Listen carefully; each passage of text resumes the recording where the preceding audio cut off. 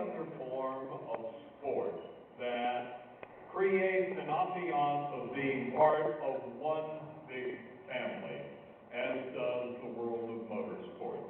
Be it in oval track racing, drag racing, car shows, cruising, hot rod power tours, you name it. You feel like you are part of something far, far larger than you and your individual car. Our next inductee is an event that has captured the attention of so many, so often, but it validates the whole philosophy that we are one big family. Back in 1982, Rich and Penny Fichette came up with the idea for a custom car show, the first of its kind on the West Coast that was open to all. And it was designed for custom cars. Well, from that idea and the very first effort came what became known as Paso Robles, because that's the location of where it was in its original days. Throughout the state, custom cars came flocking. North came south, south went north, they met in the middle, and what they created is a lasting and fitting tribute to the efforts of the Fichette. It now has the significance that almost assures its continuing success and, as a result, its recognition as a Hall of Fame inductee here into the Cruisin' Hall of Fame. Let's find out a good bit more about West Coast Custom.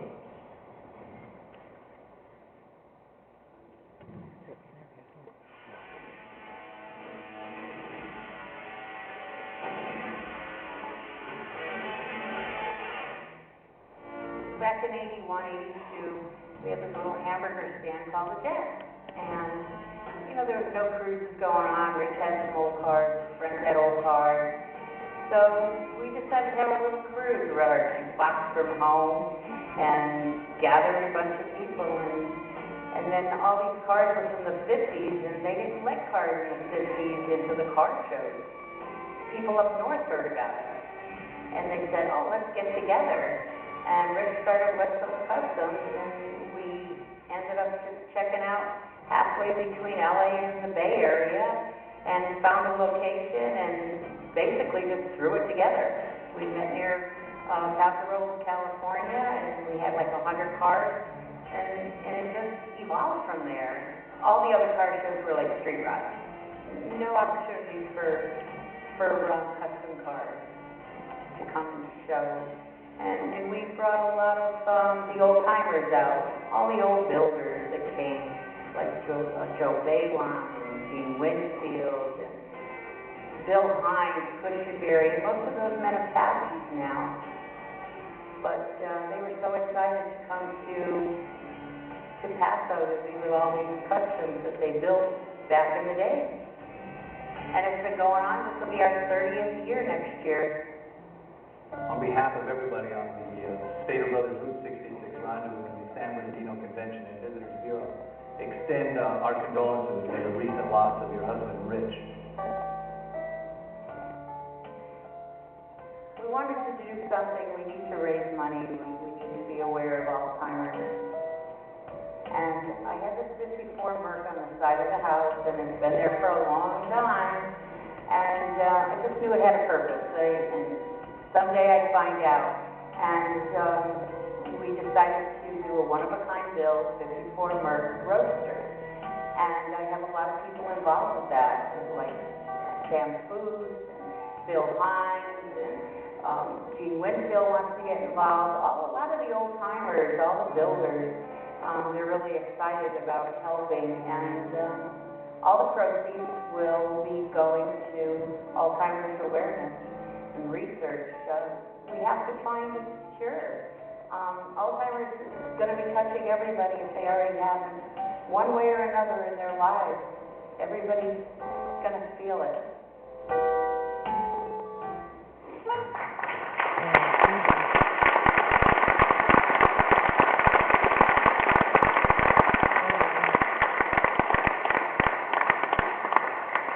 without doubt, the efforts put forth by the Fischettes have led to a tradition that we hope will continue for years and years to come.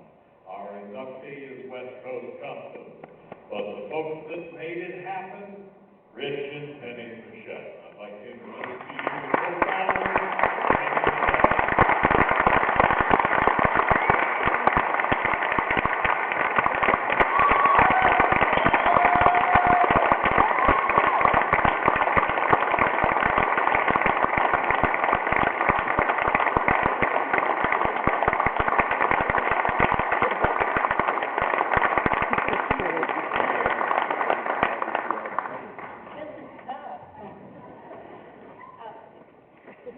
First of all, it's really a great honor. Rick would be so excited. I was okay till I saw this, you know. And I knew I was going to say that I don't create speeches, and I don't usually get up in front of microphones. I always left that up to Rich. I was always the one in the back. And once he couldn't do it anymore, I always made sure somebody else covered it for me. I just like to be in the background. Give orders. I'm the boss.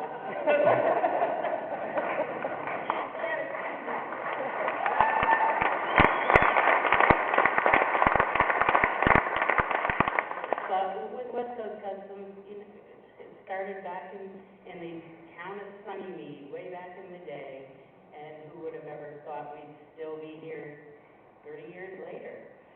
I was just along for the ride. I didn't know it would ever last this long. I thought it was just a whim of riches. You just humor your husband, don't you? Did I ever think I'd be where I am? Oh, no. Oh, no. But the car, the memories, it's just going to help so many people. You know, Alzheimer's is a terrible, terrible disease. And sad to say, it's going to touch all of us if it already hasn't. And so this memory card is very important to me, my family, and to everyone with West Coast Customs. And we've met so many people over the years. We've got such an extended family. I never knew so many caring, loving people in this whole world. I don't have a speech. Question. Yes. First of all, you and Rich began in 1981. You own the Jet Drive-In. Give us a peek into the behind the scenes of how one germinates the seed of an idea into an event that has become remarkably important to the folks who love classic cars and custom cars. How did you guys decide ultimately to branch out from Berger Jet to selling beauty and ideas across the West Coast? We didn't stop selling burgers. We just had this little hamburger stand. We had a jukebox at home. We brought it. There was no other cruises going on. There was Angelo's in Anaheim we went to. And we were just, you know, we're going to have a cruise. There's nothing down, you know, Sunnymead, Riverside, you know, Tuckey, stop years back. And so we just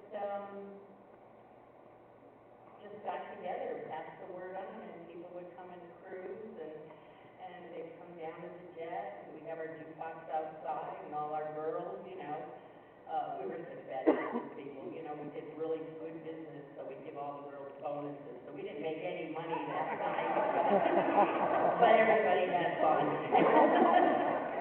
And we did that, and then, I don't know, we just couldn't go to car shows. I mean, Rich had a 41 pickup, but most of our friends had cars in the 50s, and they just weren't allowed at all these street rod shows, so Rich just decided, yeah, Rich, and Teddy goes, yeah, and so he just decided to start West Coast Customs. We thought there were maybe 20, 30 people, you know, in the Inland Empire area.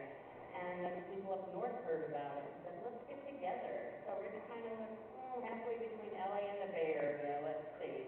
He wrote to some towns, and the only one that responded was Paso. So, sight unseen, We went to Paso, we ended up out at a lake in this boat ramp, docking, whatever it was. Oh my God. And Winfield showed up, Balon showed up, Steve Stanford, so many of those guys. Frank DeRosa, I mean, all the old timers, they were all excited. Oh, we're gonna have some cars, you know, custom cars, not street rods, custom cars. And, 80 cars showed up, 80, 90 cars in like 3 months' time. We just threw it together. And it just evolved. A decade ago, great tragedy struck your family. Mrs. Jackson, Alzheimer's. And now you've devoted all those resources and profits that may come from the family show to trying to find a solution to that disease that takes so many good people far too early, and which is 59. So if we had folks here who wanted to be part of that contribution, 69.